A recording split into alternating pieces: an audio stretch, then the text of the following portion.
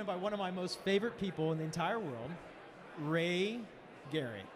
Now, do people ever call you Gary Ray? I mean, does that happen? That's got to happen from time to time, right? Get checked in at hotels a lot the wrong way. Yeah. And we were just discussing shoes, and we both have like very similar footwear on, so we're cool. So Ray, when you and I first met, we started this conversation, and I'd like to pick up on this conversation a little bit. We talked about this whole 2% of giving. So can you do me a favor and just explain that for everybody that doesn't really understand what that 2% number is and means, and just, give me your thoughts on that. No, thanks for asking about that. You're right. When I jumped into this whole nonprofit game, I was really kind of like when you were consumed with this whole idea of friction early on. I was consumed with this whole idea that while giving has grown every single year, it's remained 2% of sort of personal disposable income or GDP in terms of what we give, and it's been stuck there for about 40 or 50 years. Mm-hmm. And so I became sort of obsessed, like you were, with why is that? What can we do to move that? And I've thought a lot about that, and maybe we can talk for a few minutes about that. Yeah. Well, I mean, what's interesting is, yes, you can play any game you want with numbers. So like, giving is going up, and that's great. But you're saying as a percentage of GDP and of personal income, it's remained consistent. So what's contributing to that, do you think? Well, I think there's a number of factors for that. But in your talk this morning, and I always enjoy listening to you talk, some of the theories that you proffered up in your talk this morning, I think those will definitely have an impact on it. And there's a lot of good technical people out here in technology and all of that, having better experiences and communicating better with people, and just new marketing strategies that are relevant. I think all those will contribute to it. But I have a theory, kind of like you have theories. Mm-hmm. Yeah. And I think until we change generosity to where it's a practice, not a transaction, I think we're going to be stuck at 2%. And so, I mean, I've been really giving a lot of thought, like you have, to how does generosity become a practice in our everyday life? How does it become ordinary and not just a transaction that we do once or twice a year? Well, what's interesting, we have a lot of limitations and constraints as nonprofit organizations, right? Like, in reality, we're competing with every single organization on planet Earth, whether they're for-profit or nonprofit, that wants our money, right? And we don't have the same set of rules to play from, right? So like we have, this overhead thing where we can't spend too much, and we can't do too much advertising, and we can't, pay people really oftentimes what they're worth, so it leads to this kind of like talent drain. So, do you think that those are things that are contributing to this kind of stagnant? Oh, I think it's a great insight, and this may be a little provocative, and maybe I shouldn't say it, but I mean, even things like how we look at ratings from some of our rating agencies and things like that, when we look at the metrics, if you looked at a business that way, you'd go bankrupt. Right. And so it creates this institutional inertia to how we even think about investments. Right. Well, I mean, it's measuring efficiency as opposed to impact. So actually, I'm on this board, and it's a development office for this international organization. So we had the international board that came in to visit, and we had this whole kind of like debate and conversation where they are really obsessed with how much as a percent of our total revenue that we grant to them. But we know that if we actually invest more dollars and give them a lower percentage, we can give them more net dollars, right? Because we can raise more money. And it just seems that this is kind of like a very entrenched kind of mentality. So, what do we do to get ourselves out of that? Well, I think we're going to have to bust through those barriers, and I think we're going to have to come up with our own set of metrics of how we really measure the effectiveness of impact, not efficiency. You're right. I mean, some of these organizations have been trained to follow these guidelines or they don't get their grants. Right. So how about how the consumer has changed? I mean, because like a consumer and a donor are one and the same thing, right? We tend to put them in two different boxes, but the same people that are out there like doing, Netflix and, Uber are also like going and giving donations to our organizations. And I feel like we have a lot of catching up to do, wouldn't you say? Well, no question, and thanks for giving me the opportunity to speak this morning in the breakout session. That's exactly what I spoke about, is that there's literally been hundreds of billions of dollars spent in Silicon Valley on conditioning us to think about what an experience is like when we go online.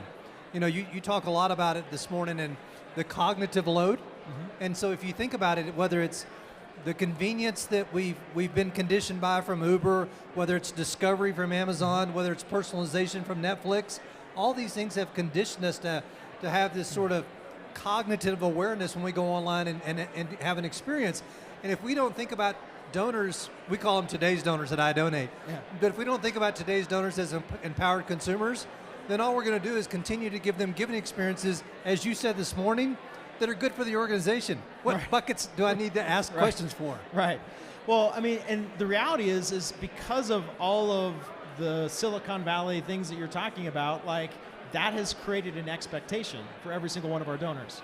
And we're not meeting that expectation. And I think that leads to a lot of disappointment, frustration, and honestly lost donation opportunities. And maybe that's also contributing to that 2%. Well, and the first slide that I showed this morning was from a donor engagement study, and it actually said that there's probably $36 billion on the sidelines that's not being tapped into because we're not connecting to people in relevant ways.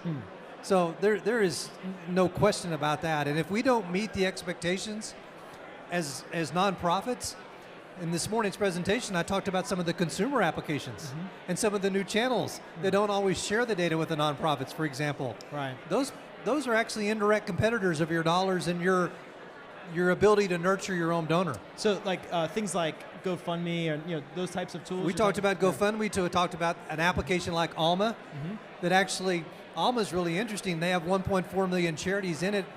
The donation, but when you go and do discovery, they'll suggest similar organizations to the one you're giving to. Interesting. So there's a zero cost of switching if you go into Alma. And so you're letting somebody else nurture your donor for you. Yeah. And that's a threat long term. That is dangerous. Now, Ray Gary, I mean, you spent the whole first part of your career in the for-profit space, right? And you moved over into the nonprofit space. What was the biggest surprise making that transition? Because I've talked to lots of people that have been in similar places where they come from the for-profit world, they come to the nonprofit world. What was your biggest, Well, first of all, it was the best decision I ever made because I had my halftime moment and I wanted to go focus on something significant. Like you say in your talk, you wanted to go spend the rest of your life on this. And I really wanted to spend the talents and gifts that God's given me to do something significant in my life. And so I think two things. One of the things you've already mentioned, which is sort of the paradigm that we're stuck in by the metrics and how we think about things kind of bothered me a lot. The pace was different. And as I was having breakfast with somebody yesterday, I was saying, on the 2%, I used to be concerned about this gap or this chasm that you talked about. I'm scared that it's getting wider. Technology is actually moving faster than it was 15 years ago, and people's expectations, they're getting conditioned to have these consumer expectations at a pretty fast pace. Right. Now, one of the things that I've observed is that sometimes, when there's this big gap, as there is in the nonprofit space, between where the for-profit world is and where we're at, when something new comes out, there's a tendency to skip over all of the things that have been proven and jump right to kind of experimental type of technology. I mean, do you have any thoughts on that, or is there a way to maybe avoid making that mistake? Yeah, I mean, I think you'll see it in any industry. There's always a shiny object mentality, and people always looking for a silver bullet. But nobody knows better than you guys and the NextAfter guys that blocking and tackling matters. Yeah. And a lot of it still comes down to just great execution. Technology is not going to solve the problem in and of itself. It takes great execution, great principles like you guys teach at NextAfter. You got to have all of it. Tell me, what's one really exciting thing that you're working on right now? Well, from an I Donate perspective, we just rewrote our event system from scratch. And it is a very robust, powerful event system. Awesome. And just within 1 week of pushing it to production, we have 24 people already creating events on it. Wow. And the feedback has been enormous. Wow. So we're really excited about this new application. And it's soup to nuts events management. Soup to nuts with ticketing. a full management system on the back end, a lot of robustness about the number of the kinds of tickets you can create, the check-in experience. You would expect it to be, you get a ticket, put it in your Apple Wallet, just like when you're going to a concert or checking into an airline. We thought through sort of what the personal experience or the expectation would be. So we're really excited about that. That's awesome, Ray. Yeah. Well, everyone, my guest has been Ray Gary from I Donate, and he is got some amazing technology. You should check them out. And Ray, thank you so much for joining us, and thank you for speaking, and look forward to seeing you for the rest of the conference. Well, thanks for having us. It's great to be here. Awesome, brother. Thank you.